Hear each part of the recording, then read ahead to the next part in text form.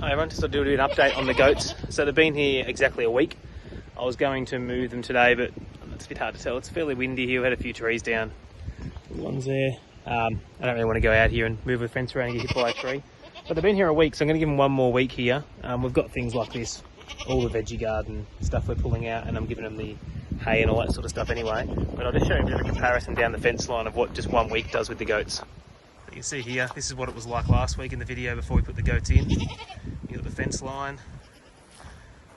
You can see the difference. So they take it right down. Really good job. You can see over here, they've taken away all the tall grass. So there's still grass for them to eat down lower, which they will go for.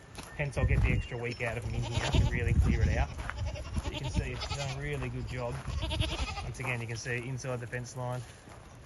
Outside the fence line here, you've got this taller seed grass, which they've fully got rid of in here. So in here, it's good. You can see that they leave the bracken fern that they don't go for. So again, you can see down the fence line here. So do a really good job. So I'll give them another week in here, but make sure I supplement them with a fair bit of food, just to make sure they don't attempt to get out at all or jump over the fence. So they're looking good. They're having fun. So we'll give them a bit of a feed, and then leave them here and come back next week, and we'll move the fence and flip it around. I'm just giving them some cabbages, I think some old broccoli in there maybe, and one big celery. I've got heaps of that quite peppery celery stuff in the garden, in the veggie garden to give them.